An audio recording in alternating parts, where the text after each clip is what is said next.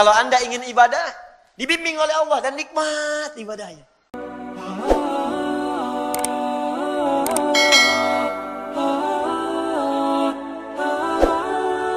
Ihdinas siratal mustaqim. Ya. Perhatikan baik-baik. Ya Allah, mohon berikan kami hudan. Dari kata hudan, saya sudah jelaskan pertemuan lalu. Bagi Anda yang tidak mengikuti, lihat lagi tayangan yang telah lalu.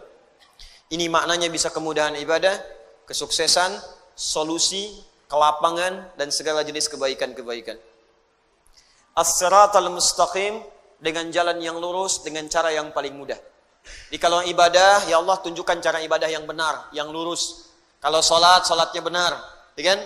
Kalau kemudian puasa, cara puasanya benar. Kalau zakat, cara zakatnya benar.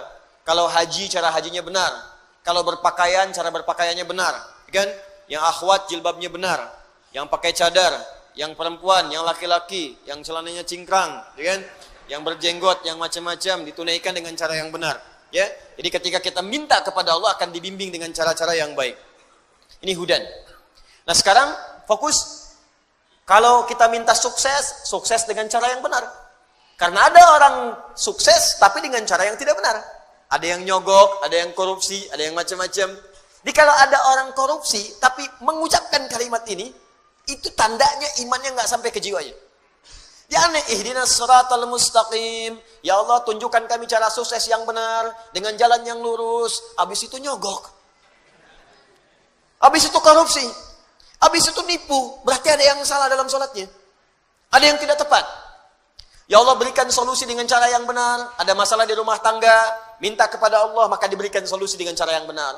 Dituntun kepada guru yang benar, kepada ustadz yang benar, pada kiai yang benar, minta solusi yang baik, sehingga selesai semua. Nah, yang paling indah, ketika Anda mendapatkan jalan yang benar itu, apa yang dimaksud dengan jalan yang benar? Anda bertanya lagi. Maka diteruskan oleh Allah, yang dimaksud dengan as-sirat ini, jalan yang benar ini, kalau ingin sukses, jalannya mesti benar. Kalau ingin ibadah, jalannya mesti benar. Kalau ingin ada solusi, jalannya mesti benar. Yang dimaksud jalan yang lurus dan benar itu, turunlah kalimat selanjutnya. Siratal ladzina an'amta alaihim. Siratal ladzina an'amta alaihim. Ini poinnya. Maka muncul ya ayat yang ketujuh, kata Ibnu Katsir rahimahullah, maka yang dimaksud dengan kalimat siratal ladzina an'amta alaihim mufassirun lis-siratal mustaqim. Mufassirun, kalimat ini, ayat yang ketujuh ini adalah penjelasan dari kalimat sebelumnya, yaitu pada ayat yang keenam, as-siratal mustaqim. Jadi ketika Anda ingin mengatakan dan bertanya, ya Allah, bagaimana saya mendapatkan bimbingan yang lurus untuk ibadah? Ya Allah, bagaimana cara saya mendapatkan bimbingan lurus supaya saya benar dalam mencari rezeki, benar berumah tangga? Maka turun tafsir, penjelasan dari ini. Jadi ini rumus tafsir Quran bil Quran. Jadi ayat Quran ditafsirkan dengan ayat Quran lagi. Ini tingkat yang paling tinggi. Jadi nanti ada ayat Al-Quran ditafsirkan dengan ayat lagi. Contoh, Al-Qari'ah, Mal-Qari'ah, kemudian Kamal Qari'ah, setelah itu yauma yakunun nasu kal. Nah, tafsir dari Al-Qari'ah tadi yauma yakunun nasu kal farashil mabthus, dan seterusnya ayat. Jadi ada ayat yang ditafsirkan lagi dengan ayat selanjutnya. Jelas? Nah, ada ayat ditafsirkan dengan hadis. Di ayatnya muncul apa keterangan di ayat itu? Hadis Nabi sallallahu alaihi wasallam yang menjelaskannya. Ini paling banyak. Contoh tentang puasa, contoh sholat. Ya, disolatkan dalam Al-Quran saat kita sholat, ada perintah sholat, kan nggak pernah disebutkan dalam Quran bagaimana cara takbir. Ya, bagaimana cara ruku. Diperintahkan di Al-Quran kita supaya sholat. Al-Baqarah ayat 43. Wa aqimus sholat. Ayo tunaikan sholat. Tapi nggak pernah dirinci di Al-Quran bagaimana cara sholatnya. Ya, coba dilihat. Ada nggak ayat tentang membimbing kita? Cara takbir itu angkat tangan sampai sejajar dengan bahu. Ada ayatnya? Silahkan cari sampai kiamat kurang 2 hari. Nggak akan ketemu. Nggak akan ketemu. Karena memang tafsirnya dijelaskan nanti oleh Nabi. Peran Nabi untuk menjelaskan itu semua lewat hadis Nabi SAW. Karena itu ada hadis tentang fikih sholat. cara bertakbir, cara niat sebelumnya, cara menghadap kiblat, bahkan cara wudhu sampai dengan kita sholat dengan sempurna. Itu Al-Quran ditafsirkan dengan hadis. Kenapa Ustadz kok nggak lengkap aja di Quran supaya lebih mudah? Joni, kalau itu saja dilakukan, kapan kita hafal Qurannya? Ya. Maka kalau banyak itu seberat apa mushafnya? Setebal apa Qurannya? Ya, dan apa peran Nabi diutus untuk kita? Bagaimana kemudian kita bisa melakukannya? Kalau dijelaskan di Quran nggak ada contohnya, nirunya bagaimana? Nirunya bagaimana? Kadang-kadang satu kalimat saja salah paham.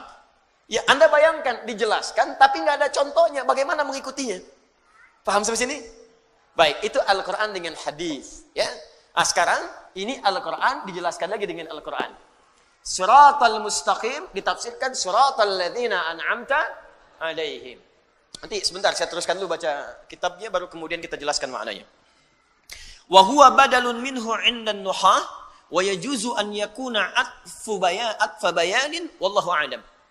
Jadi ini dalam ilmu nahwu di kaidah bahasa Arab ini bisa disebut badal atau atfu bayan.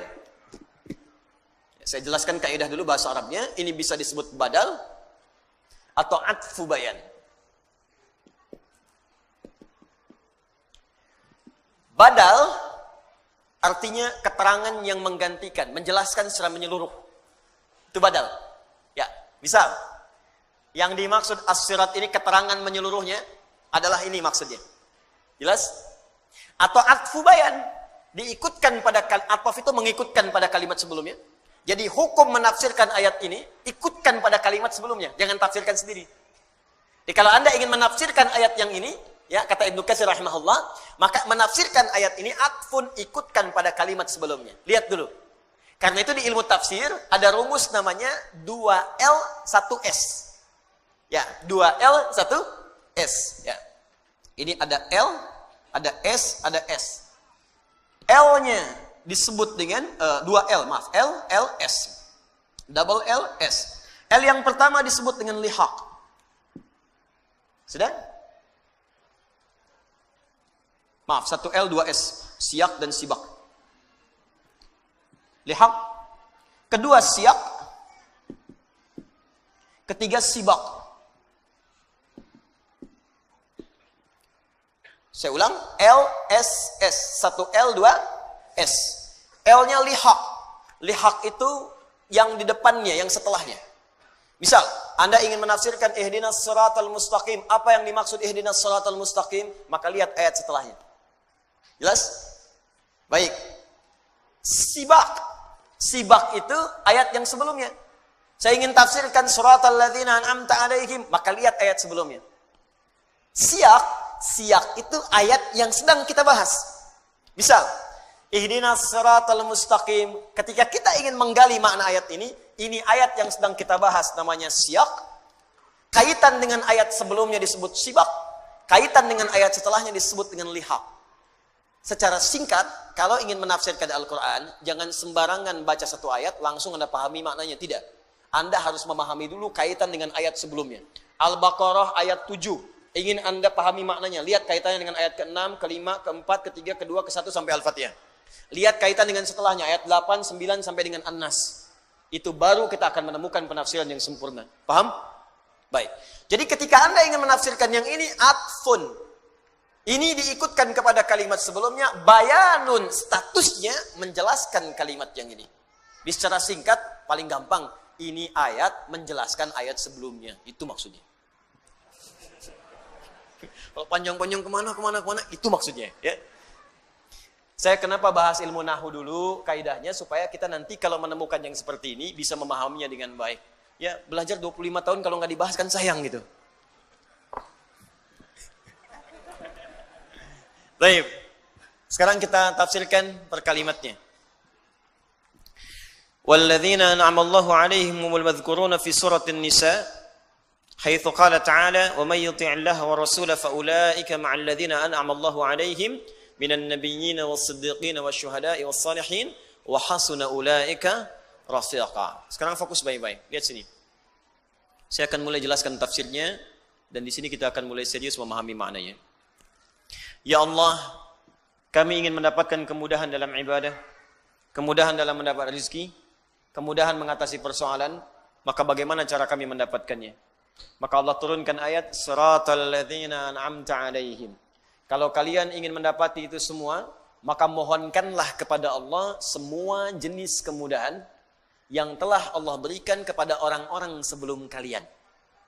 Yang mendapatkan kemudahan itu begitu nikmat.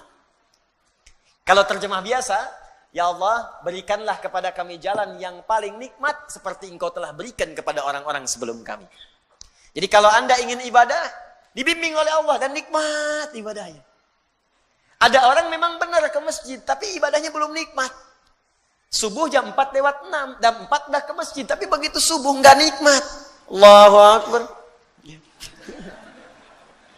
Ada yang puasa, ikut puasa sunnah, mulai puasa sunnah, cuman belum nikmat. Ya, sahur bareng-bareng. Akhi, hari ini buka jam berapa? Masya Allah, baru sahur dan hanya buka. Ada yang baca Quran cuman belum nikmat, baca aja. Ya. Ada yang baca satu ayat nikmat gitu. Yasin, buka tafsirnya. Satu ayat tapi nikmat gitu, Pak. Ya.